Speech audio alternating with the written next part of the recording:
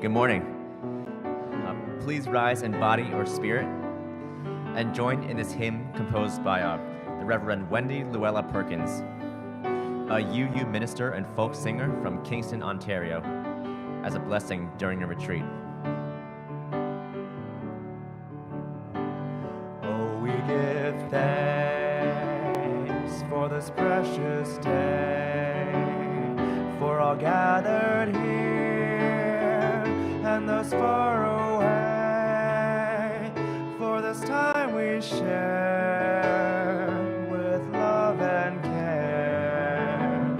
Oh, we give thanks for this precious day.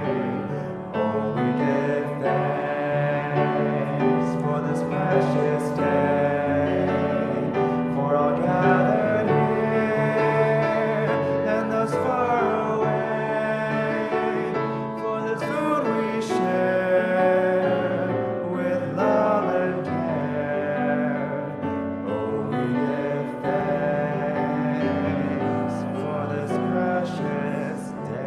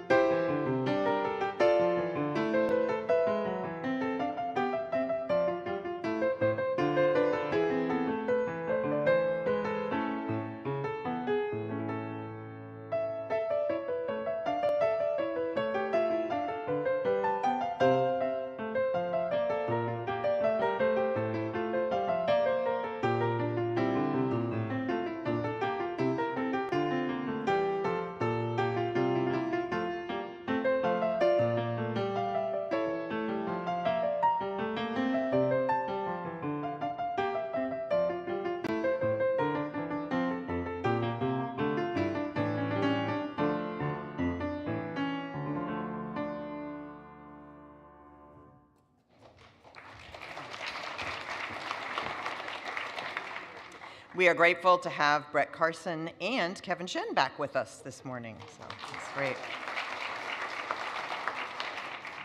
Good morning and welcome. I'm the Reverend Leslie Takahashi, and my pronouns are she and her, and we're so glad to have you here. These are the times when we need one another, so I want to welcome you especially to Mount Diablo Unitarian Universalist Church. We're glad to have you here in the sanctuary or be joining us online. If you're visiting us, we're also glad to have you here. We hope that if you have questions, you'll ask someone around you. If you're back after a long absence, we're particularly glad also to see you. And please know that you can, if you're here in the sanctuary, sign a visitor's card at our visitors table, or if you're online, you can do that online as well with our virtual visitors card. We also invite you to join us after the service today in the Borton Hall, where you can have some beverage, warm beverage or a cold glass of water, and also support our youth snack sale. Today is the first Sunday of the month. And so if you have been thinking about joining us and making the commitments of membership, please see us in the hall about 15 minutes after the service. You can find Reverend Rodney and I think both of our co-presidents are here as well, for those of you that might be interested in signing our membership book. This Wednesday is our community dinner night, so you can join us for Vespers, our community dinner, and our conversation about love-centered democracy, any one of those things. And today, after the service, we'll be having sign-ups for a number of ways we can extend the care of this community within and beyond our walls. including our important program hosting our family shelter winter nights. It's time for us to start recruiting for that. So please make a little bit of a visit into Borton Hall after the service. And at 1 o'clock today, we have Movies That Matter. So today we have a focus on mental health and autism. You can join us for that as well. Welcome to this beloved community.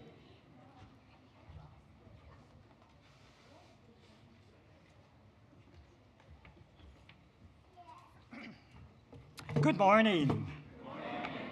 I'm Mark David Watanabe, not Jim Lincoln, not Mark Chase. I'm a member of your Board of Trustees, and my pronouns are he and him. Welcome to our service. We begin our services by reading our mission together. We bring to life our Unitarian Universalist values as we seek truth and work for justice, nurture compassion and courage, reach out to each other and to our larger community of faith, bridge the divisions that wound the human family, transform ourselves and our world. I want to lift up a couple of concepts this morning. First one is membership. Membership is an act of commitment and dedication. It says that you want to be a part of what we are creating together. And as Reverend Leslie already mentioned, this is the first Sunday of the month, so if you want to be a part of what we are creating here together, after the service, please meet the ministers, some of us on the board, in Borton Hall to sign the membership book.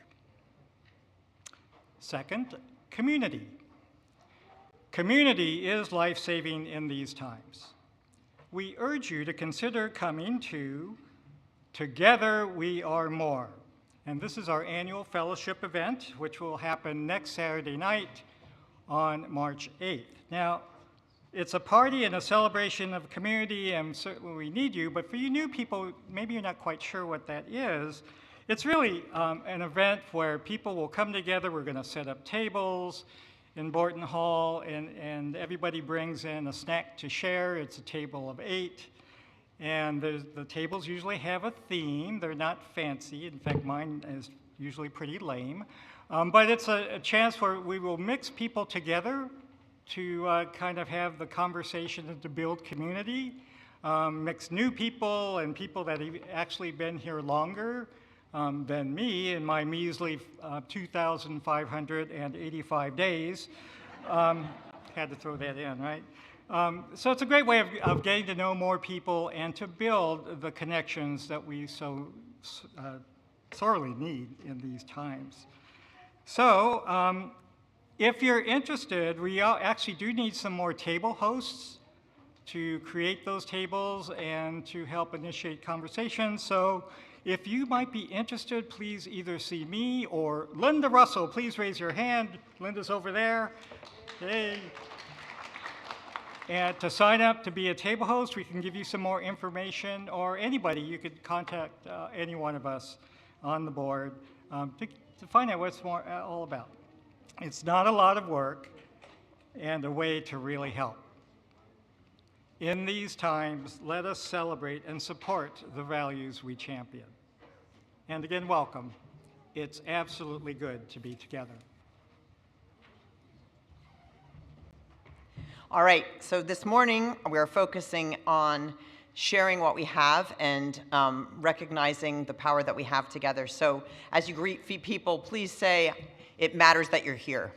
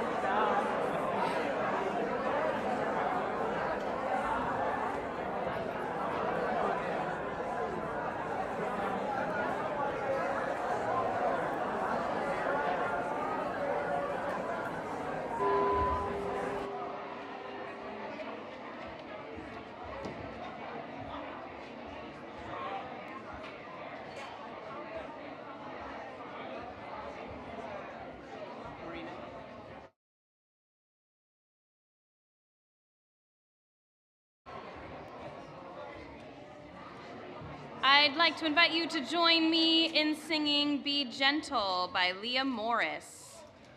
Be gentle and kind with your sensitive heart. Remember to let it shine. And when you fall down, know that's not who you are. You can rise up singing.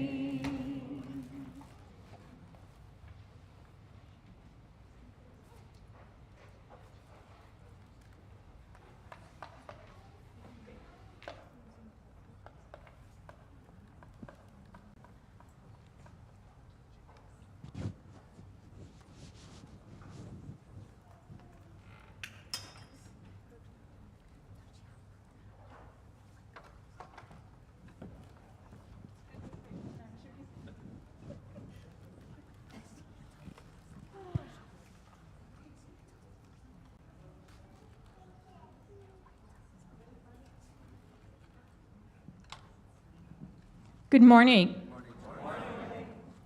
I'm Janice Davis, and my pronouns are she, her, and I'm going to be reading a quote from one of my favorite authors because I'm a really big fan of books, and this one is a special one.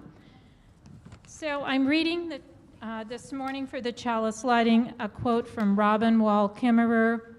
She wrote, "Braiding sweetgrass, indigenous wisdom, scientific knowledge, and the teaching of plants. Even a wounded world is feeding us. Even a wounded world holds us, gives us moments of wonder and joy. I choose joy over despair, not because I have my head in the sand, but because joy is what the earth gives me daily, and I must return the gift."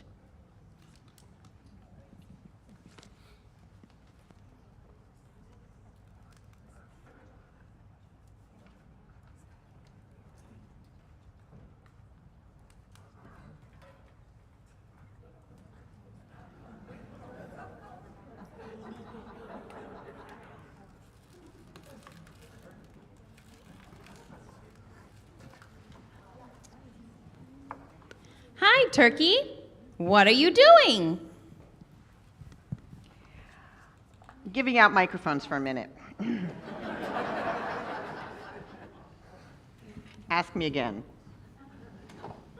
Hi, Turkey. Now what are you doing? I'm guarding this puddle.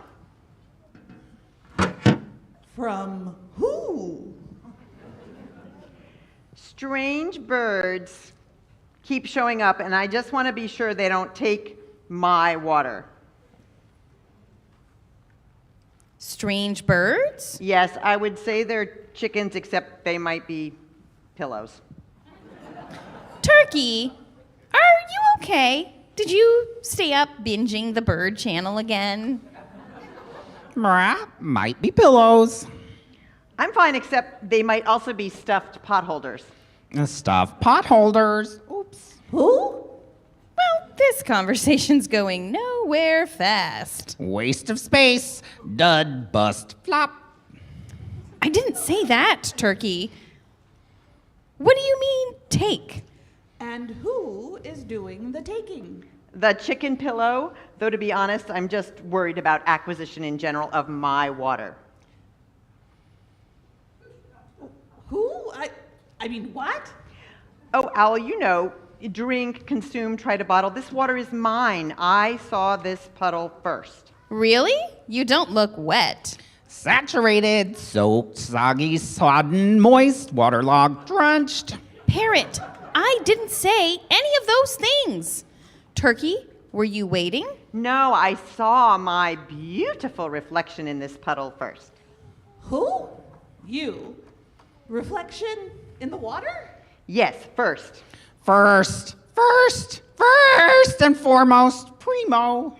Exactly, Parrot. Yes, first and foremost, so this puddle is mine because I am primo. Who made the puddle? Did you make it? The puddle, of course not. Water made it. And did you make the water?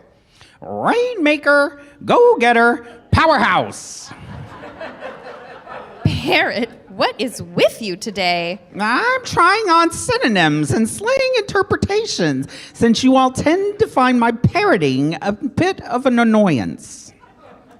It does get us annoyed. Ticked off, miffed, irked, peeved, cheesed off, bent out of shape, and in a huff. Who says this is better? Hard to say. Now back to the puddle. Turkey, did you make the water? Of course not. What a silly idea. Who did make the water, and how are you sure it's yours? It's mine because I say so, and I'm going to put it in a bottle so those chicken pillows can't get it. Chickens. Allow me to introduce myself. I am the spokesperson for the Emotional Support Chickens. Emotional support spokes. Excuse me? I can't even parrot that.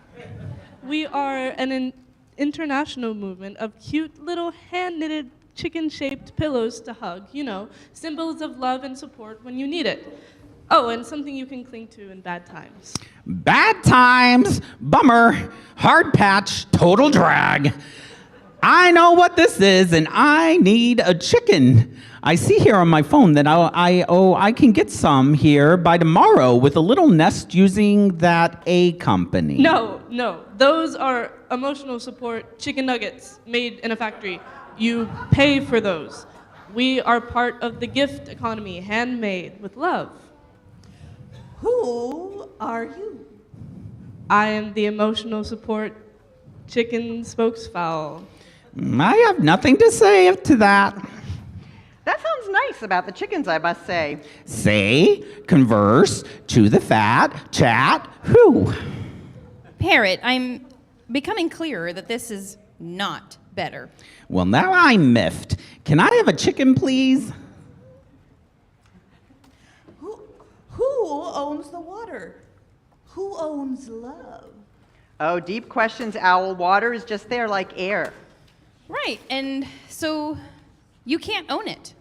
That is like taking all the books in the library or deciding you own the sky. Who owns the sky?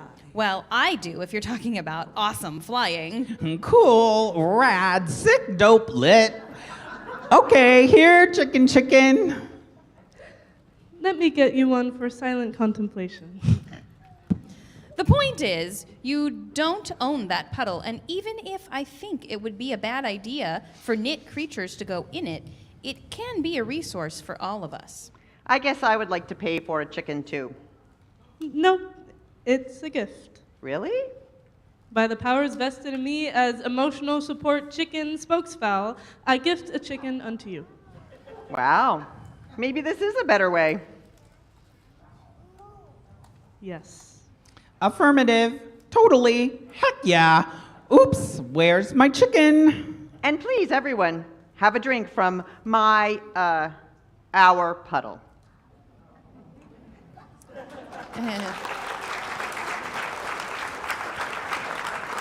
And now I'd like to invite you to join us in singing our children and youth to their activities.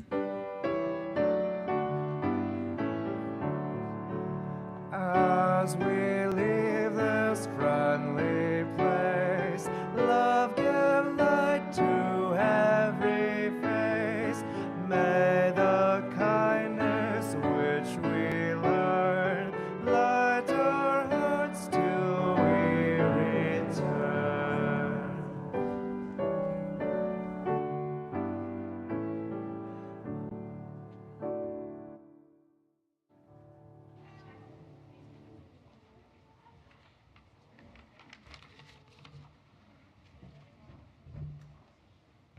Hi, good morning. My name is Shelley Kreiderman, and I am your worship associate for today.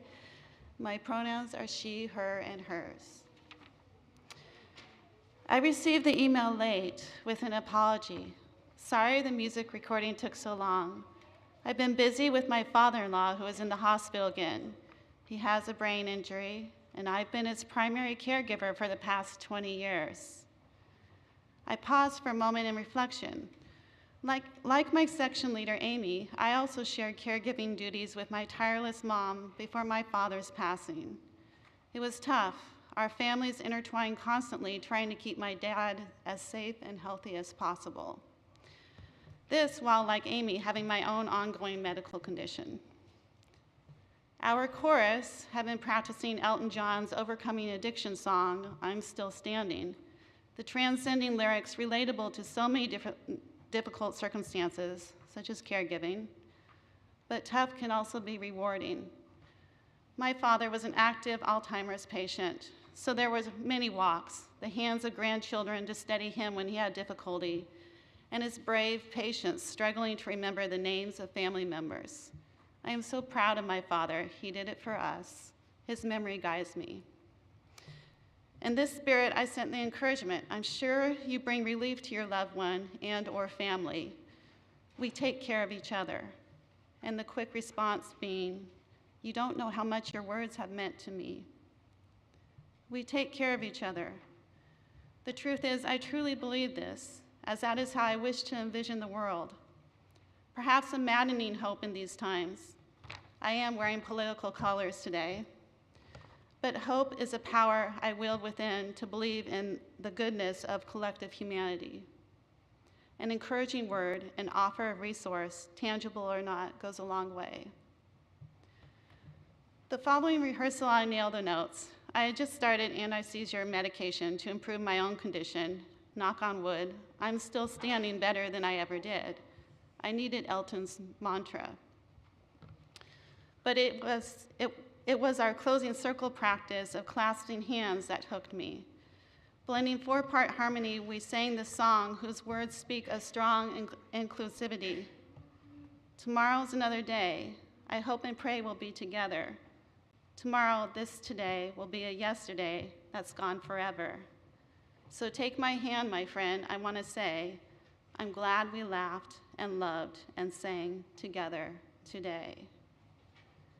We truly do care for each other.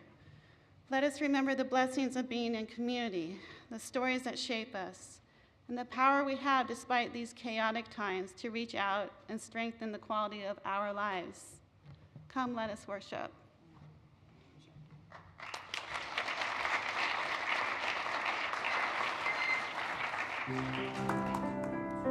Please rise in body or spirit for There Is a Love, Elizabeth Norton's setting of a meditation written by the Reverend Dr. Rebecca Parker. The four-part round grew out of Norton's own meditation on Parker's words.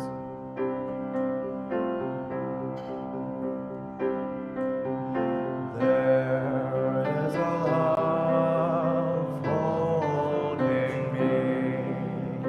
There is a love holding all that I love. There is a love holding all. I rest in this love.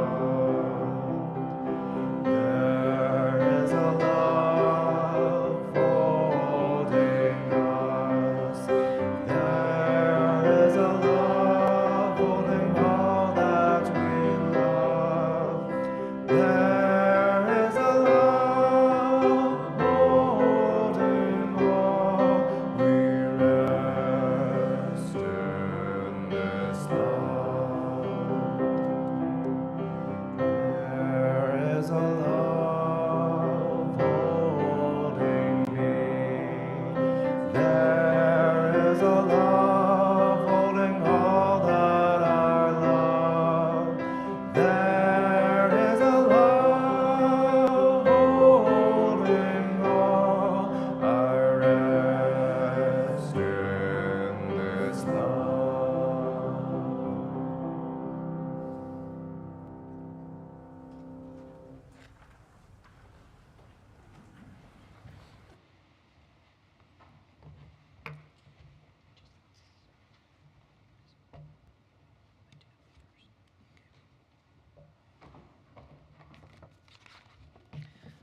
Good morning.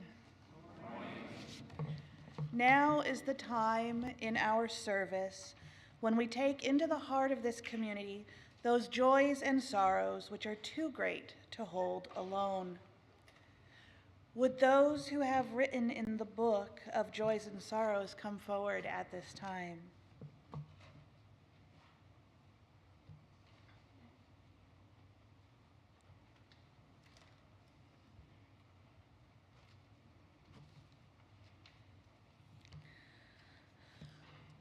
The Reed, Hagerstrand, Trujillo family is lighting a candle of joy that Sarah and Axel came to stay with them for the last 15 months, and a candle of sorrow, anxiety, and excitement that Sarah and Axel will be moving to a new home tomorrow.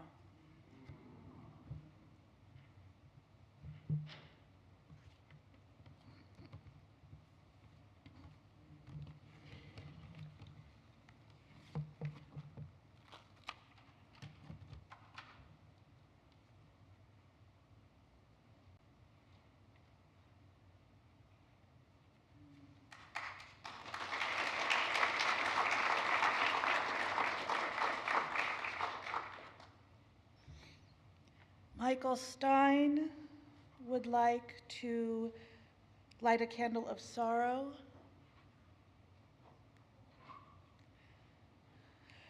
For how our president and vice president treated the leader of Ukraine.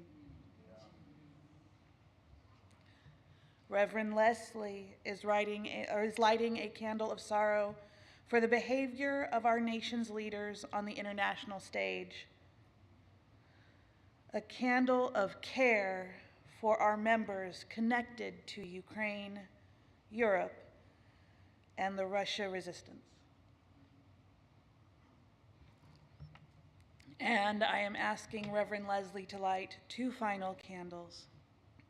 One to hold those joys and sorrows which were not expressed in words, and one to hold our concerns for the world.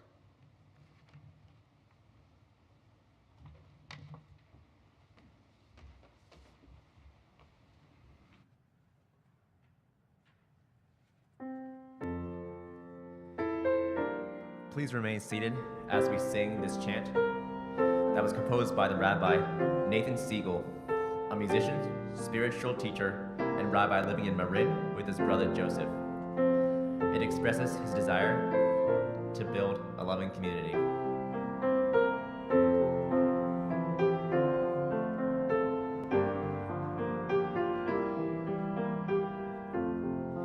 From you I receive, to you I give.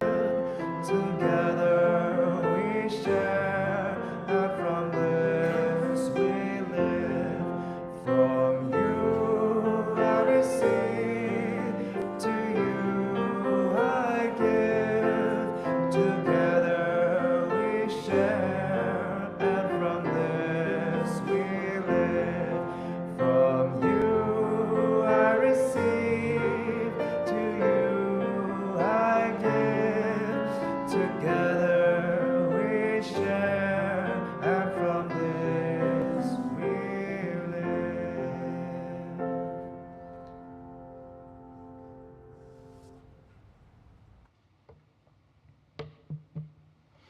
I invite you into the spirit of meditation and contemplation. In this world in which we're living, in which we are seeing rampant greed and disregard from others, this is a chance for us to meditate on a different vision of the world, an idea about how to have some guidelines for behaving as if we live in a gift economy. These are the words of Robin Wall Kimmerer. Abundance. We can remember that there is enough only if we share it. Mutuality. Remember that we, not just the I. Know the ways of the ones who take care of you so that you can take care of them. Introduce yourself, be accountable as the one who comes asking for someone's life as a resource.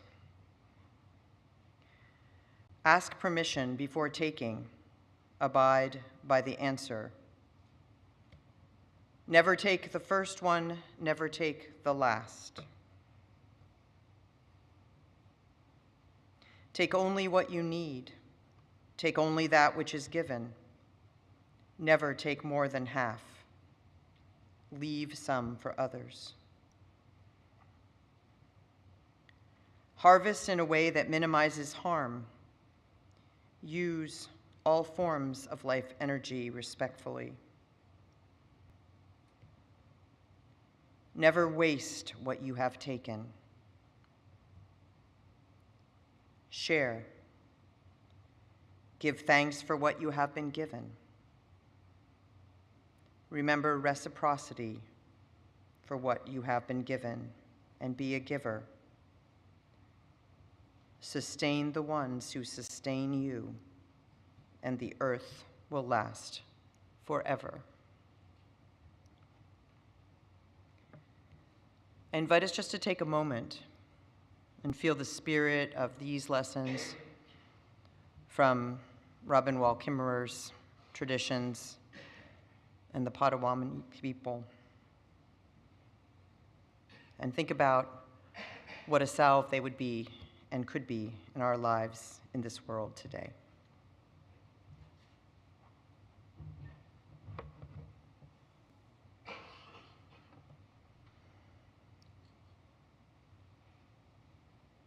Let us remember our choices.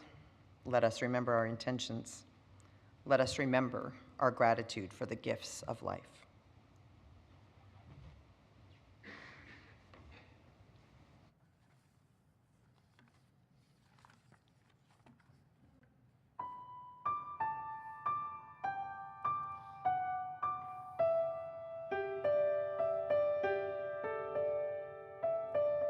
I'm gonna make a change for once in my life. Gonna feel real good, gonna make a difference, gonna make it right. As I turn up the collar on my favorite winter coat, this wind is blowing my mind. There's kids in the street, not enough to eat. Who am I to be blind, pretending not to see their needs? A summer's disregard, a broken bottle top, and a one-man song. They follow each other through the wind, you know, 'cause they got nowhere to go. That's why I want you to know I'm starting with the man in the mirror. I'm asking him to change his ways, and no message could have been any clearer. If you want to make the world a better place, take a look at yourself and make a change. Na na na na na na na na. I've been a victim of a selfish kind of love. It's time that I realize there are some with no hope, not a nickel alone. Could it be really me pretending that they're all alone? A willow deeply scarred, somebody's broken heart, and a washed out tree. They follow the pattern of the wind, you see, 'cause they got nowhere to be. That's why I'm starting with me. I'm starting with the man in the mirror. I'm asking him to change his ways. No message could have been any clearer. If you want to make the world a better place, take a look at yourself and make that change. I'm starting with the man in the mirror. I'm asking him to change his ways. No message could have been any clearer. If you want to make the world a better place, take a look at yourself and make that change. Na na na na na na na na na. Ooh.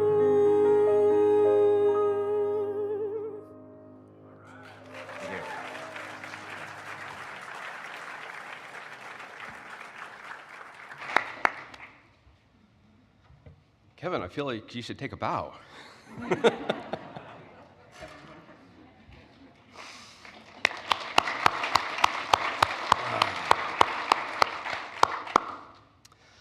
Good morning. My name is Kevin Shea. I'm a member of your Board of Trustees.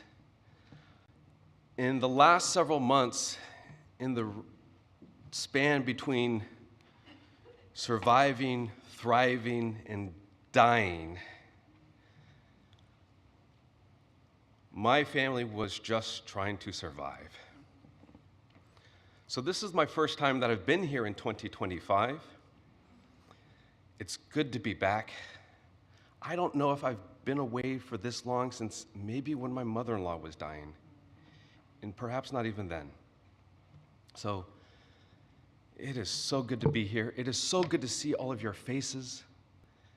And the message today has been so just right in sync with what I've been trying to say. But I'll be brief. We're talking about the offering. I'm going to start with the man in this mirror. I can see myself right up there. Have an envelope, which is also kind of old-fashioned. I'm an old-fashioned guy. And I'm going to take some money out of my envelope, or out of my wallet.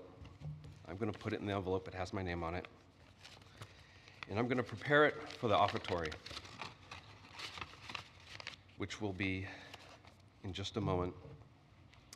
In the wonderful ritual where we get to light candles and light stones silently for those things that are in our heart that are maybe too joyous or too large or too small or too scary to share out loud,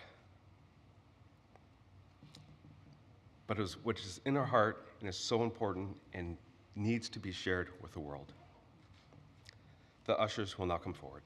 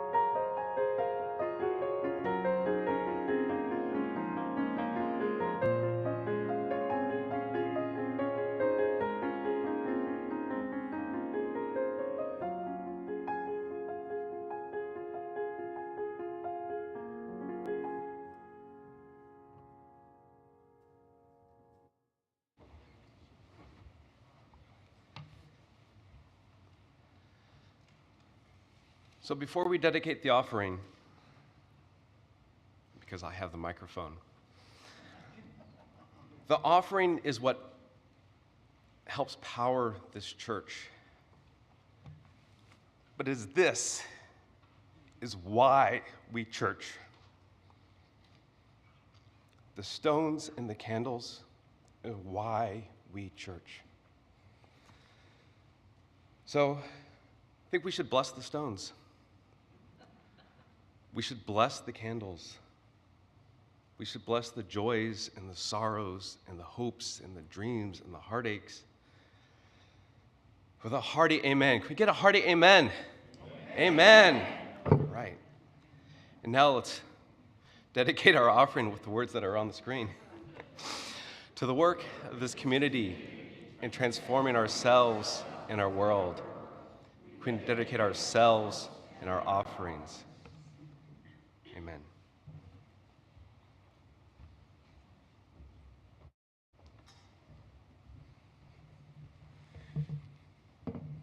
You would have to pick today to do an amen. I'm going to share a story, and now that we've had an amen, I don't feel so bad about sharing it. It's one about Jesus. Is that all perfect? There you go. It's about a crowd, a hillside, and a miracle.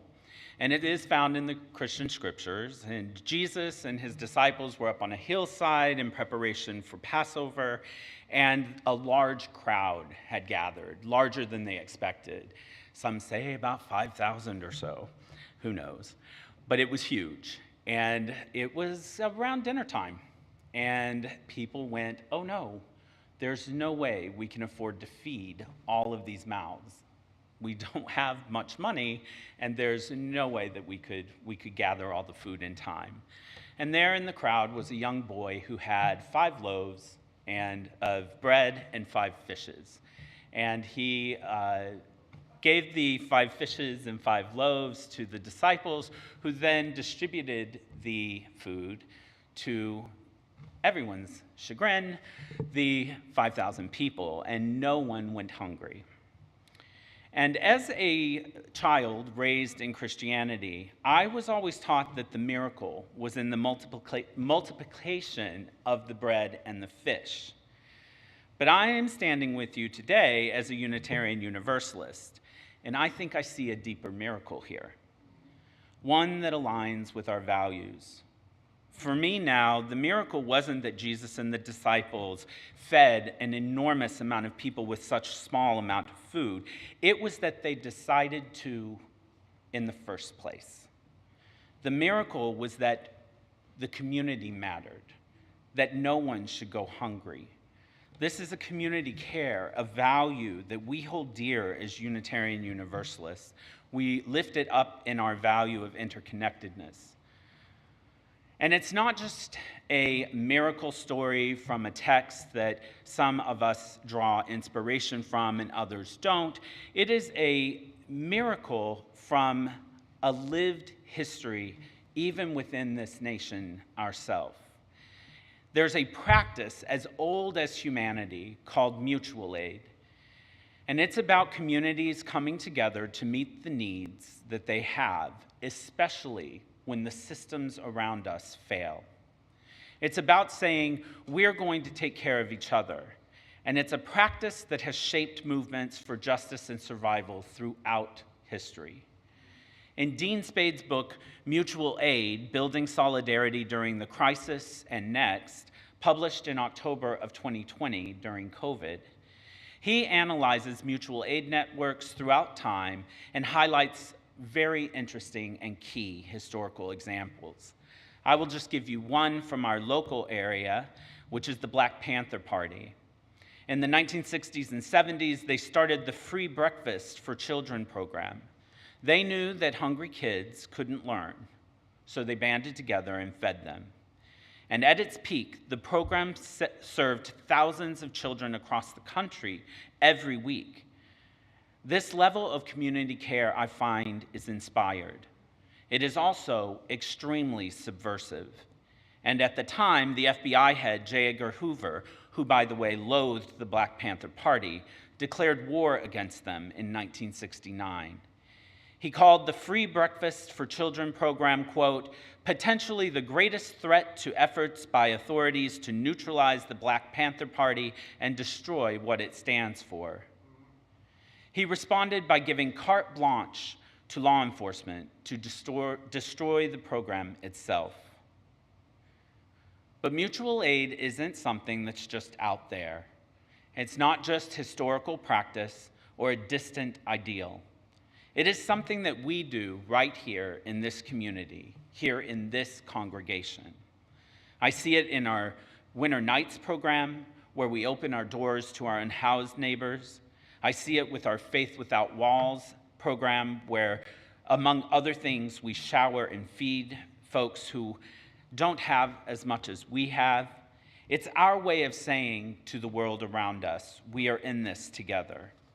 So in the upcoming years, I believe that our systems will likely be dismantled, further negatively impacting marginalized identities beyond even now their existing state and how it already is impacting those communities.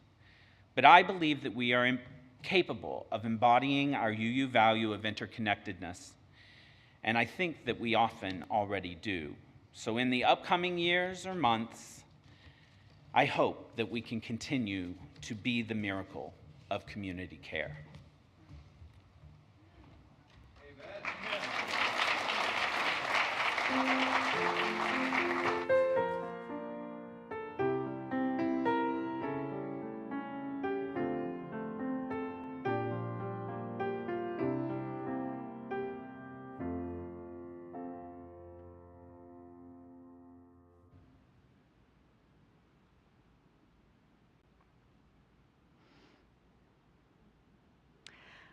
A couple of you have complimented me on this new jacket that I'm wearing today.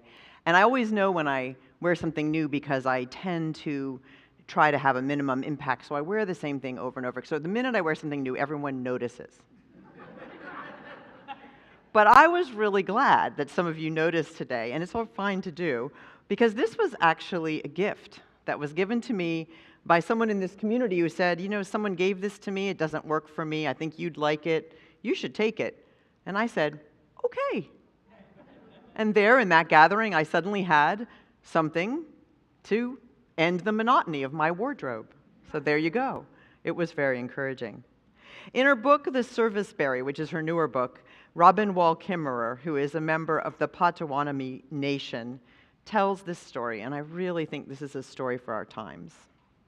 It's the story of an ethnoanthropologist who encounters an indigenous hunter who had just made a big kill. And so linguist Daniel Everett said that he was doing this research on the hunter-gathering community in the Brazilian rainforest. And this hunter, Robin Wall Kimmerer writes, had brought home this kill that was too large to be eaten by his family. So the researcher asked how he would store the excess. Smoking and drying technologies were well known, she says. Storing was possible, but the hunter was puzzled by this question. Store the meat? Why would he do that? Instead, he sent out an invitation to a feast, and soon the neighboring families were gathered around his fire until every last morsel was consumed. To the anthropologist, this was maladaptive behavior. Anthropologist asked again, given the uncertainty of meat in the forest, why don't you store the meat for yourself? Which is what the economic system of the anthropologist's home culture would predict. Store the meat, asked the hunter. I store the meat in the belly of my brother. Now, I don't know about you. I found this story a particular balm in these ungenerous times. Yes, there are other ways of organizing ourselves which, as Reverend Rodney has pointed out, are just as old and ancient and tested. And these are something I believe we can savor in these times. They're not new ideas. In fact, they're some of the oldest in the lands, and yet they may have a new application in our times, not as an idealistic sort of application of woo-woo values, but as realistic ways to come together in mutual aid. You know, this isn't new to us as UUs either. A number of us have been doing this for many years, mostly our young adults who have been trying to put together UU mutual aid efforts around the country. Some buying food in bulk together, some planning for disaster relief in cooperation with independent small businesses. One of them wrote, "Crisis times can make us feel like each person should only look out for themselves." That's UU mass action. They go on to say, "In reality, we know that we have better chances if we stick together and support one another. Climate breakdown all but ensures there'll be more disasters in the months and years ahead, and building these systems of community resilience now will support us during the other catastrophes down the road, and having a connected community," they conclude, "will help us through it all." I think that's true. And we know there is mass migration caused by a rise of temperatures, and there are dictatorships around our world, and there are more natural and political disasters. We heard of some in my state for 22 years, North Carolina, again this morning. And we're going to need to offer more care to one another. And when we recognize that collective care is our best defense, as Robin Wall Kimmerer writes, abundance is fueled by constantly recirculating materials, not wasting them. This is a system we already know. We just need to rediscover it. Again, she says, each of us begins our life in the maternal gift economy. When the mother nurses the child, the boundary becomes permeable. Mothers do not sell their milk to their babies. It is pure gift so that life can continue. The currency of this economy is the flow of gratitude, the flow of love. Now, what it may have come to mind for a lot of us is recycling. And yet, in many forms of recycling, we're still using more energy to remold things, often at great cost to people and the planet. So another step before that is the step of reuse, and that's the idea behind a circular economy. In other words, a model of resource production and consumption that involves sharing and leasing, reusing, repairing, refurbishing, and recycling materials and products for as long as possible before they have to exit that useful stream. You know, hand-me-down used to be kind of a tradition of connection between generations and ages. Now it's sort of an idea shame-laden by many, as we're driven by messaging all around us to buy everything new. These last weeks have reminded me so much of another time of shared crisis 5 years ago when we were just beginning to learn how to be together virtually because of a global pandemic. And one of the things we did many very odd and strange things during those years. The shortwave Vespers is one I'll never forget, but anyway.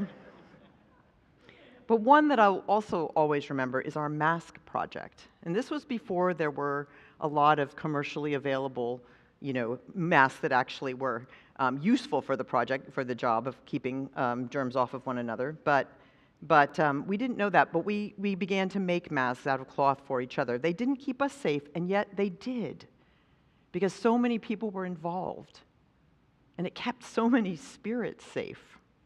Our exchange of these gifts to one another, making masks and delivering them, kept scores of us in motion during those first weeks when we were all trying to figure out something we could do. And one of the engines of that project is Ann Piper, who now needs someone to help her move a carload of stuff this coming week. It's that kind of mutuality that is important. And yet, one of the outcomes of those days, of the COVID times that I think we're still dealing with, is that people focused inward. Those awe-inspiring silences of those first weeks of the pandemic started to be broken up by the incredible, constant presence of those trucks with the little swoosh on them. All of a sudden, they were on all of our streets, time and time again. And we turned to our devices and binge watching and lots of other things that kept us busy and occupied that were really important. And yet, in many ways, even though we came together as we could, at some level, we turned away from our mutuality and reciprocity to each other. Being together was impossible, and our sad and frightened hearts just broke just a little. When things gradually came back to online and what we could do, what didn't return with the same energy as before was the ethic of service to one another. I don't think I need to tell anyone, and I will not belabor the point, but we're in another crisis now. And under the same unfortunate, harsh national leadership which we had during that other crisis. So will we use this time where there's going to be so much fear and division and hatred fomented to commodify everything, or will we try to allow ourselves to see that we are bound together in that network of mutuality? Writer Charles Eisenstein says, when we think about gifts, that allows us to think about things in a different way. Gifts cement the mystical realization of participation in something greater than oneself, and yet which is not separate from the self. The axioms of radical self-interest change, he says, because community is flourishing. Robin Wall Kimmerer says, how we think ripples out to how we behave. When something moves from the status of gift to the status of commodity, then we become detached from that idea of mutual responsibility. We know the consequences of that detachment. Why then have we permitted the dominance of economic systems that commodify everything, that create scarcity rather than that knowledge of abundance, that promote accumulation rather than sharing? We surrender our values to an economic system that actively harms what we love. One form of consumption that we've seen more and more of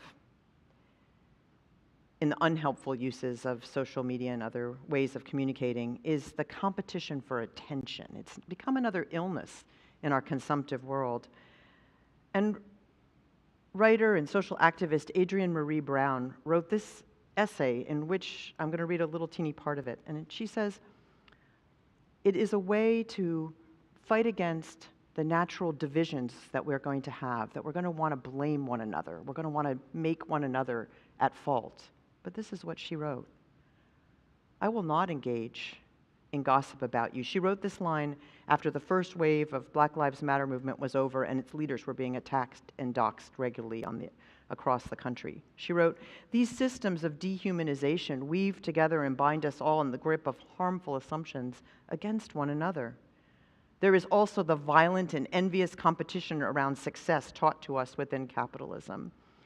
As our impact grows, the pattern of gossip and the attacks grow. When we think we're leading towards solidarity, we find ourselves instead fighting for limited territory. This competition is rooted in a produced sense of scarcity, that there's not enough money or attention or time to go around, so we must fight about everything. We all know that a strategy for dividing a community is to turn it against itself. What if instead we turned towards one another? What if we could reclaim and strengthen connections to one another and remember traditional values of reciprocity and abundance? Not everyone will be as unsafe in these times, and those of us with more safety can provide from resources which ultimately all come, just like that puddle of water that the turkey was trying to claim, from powers greater than ourselves. What can counter this sense of scarcity is a deep sense of abundance and gratitude. Here's Robin Wall Kimmerer again. She says, gratitude is so much more than a polite thank you. It is the thread that connects us in a deep relationship, simultaneously physical and spiritual, as our bodies are fed and our spirits are nourished by a sense of belonging, which is the most vital of foods. Gratitude creates a sense of abundance, of knowing that you have what you need, and in a climate of sufficiency, our hunger for more abates, and we take what we need in respect for the generosity of the giver. Now, last week, I talked about the importance of accurate information. This week, I'm going to say that watching a little less news, no matter how accurate it is, and spending a little more time on community is a really good thing in these times. We have a community gardening project that Rose is trying to get us started with. You could also make burritos to take to our neighbors currently houseless. Or you can give of your energy to shop for someone else or to drive them to church, even if it means a different sort of planning in your Sunday. We have so many people that want to come and don't have a ride. You can set up a picture text chain with a group of friends and just send beauty you encounter in your days to each other. And on the way in today, David Stanley reminded me that we have an actual gift in our gift economy, which is that he has been tending for many years our compost pile, and it is now ripe. And there is some compost that could go home with you. So let's thank David for all his work on composting. You know, this year we are theming our fellowship event, Together We Are More, and we'll each bring some kind of plate of food to share at our tables, and some of our amazing dessert makers could go back to making amazing desserts. And maybe someone will make lemonades with their lemons, because I know it's still some in season. If you have a gift for making people feel welcome, we need a lot of table hosts, and our amazing co-presidents will be recruiting for them after this service. This could be the beginning of something that really matters, that's something that really changes things for us. What if we begin a co-op buying food for bulk foods to allow our members to make their dollars go further? What if we have giveaway days for people to bring in items in good working condition that they no longer need, but which someone else might need? What if those of us who have a room in their house open give that space to somebody who desperately needs to come to this state for respite in this world where so many other places are so much less safe? You know, last week I got a gift too, and it was an AA chip. We have an amazing, strong member who's focused on controlling their addiction, and they credit us with being part of the solution. It has been said of addiction that what all addicts need is food, shelter, and someone else to blame. How different it is in our community to have a generous heart among us who returns gratitude instead. If there's not enough of something you want, then want something else, says Mickey Kashtan, who facilitates nonviolent direct communication in Oakland. If this is not the world we want right now, then why not create another on the local level, which will not replace what is happening, but it will keep us company along the journey. Robin Wall Kimmerer says of our larger system, sometimes it feels like they're all thieves stealing our future while we pass around the zucchinis. But she says we don't have to worry. If we can't replace everything that we know and love with this other kind of gift economy, she says sometimes, and I think this is true, we worry too much about scale. If we save one life or two people's sense of hope in these times, then that is priceless. And it is a way to be together in reciprocity rather than consumption. It can be something that, and yes, by the way, that big company with the trucks that are all over our streets did commodify the emotional support chicken movement. They did actually make emotional support chicken nuggets, also emotional support stuffed pizza, et cetera, et cetera. They can mock it. Yet, if we live into it, I believe we get the last laugh, because sharing what we do have is a path to get through.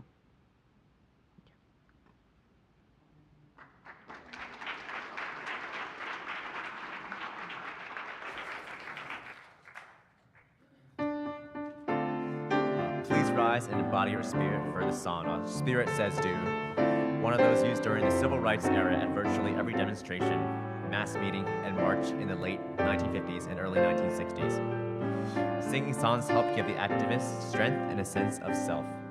This hymn reminds us that, like them, our faith calls us to rise up for what is right.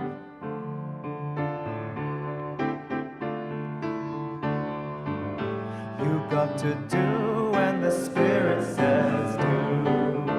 You got to do when the Spirit says do. When the Spirit says do, you got to do, oh Lord. You got to do when the Spirit says do. You got to sing when the Spirit says sing. You got to sing when the Spirit says sing. When the Spirit says sing, you got to sing, oh Lord. You got to sing when the Spirit says sing. You got to laugh when the Spirit says dance. You got to dance when the Spirit says dance. When the Spirit says dance, you got to dance, oh Lord. You got to dance when the Spirit says dance. You got to laugh when the Spirit says laugh. You got to laugh when the Spirit says laugh. When the Spirit says laugh, you got to laugh, oh Lord. You got to laugh when the Spirit says laugh. You got to do when the Spirit says do. You got to do when the Spirit says do. When the Spirit says do, you got to do, oh Lord. You got to do when the Spirit says do.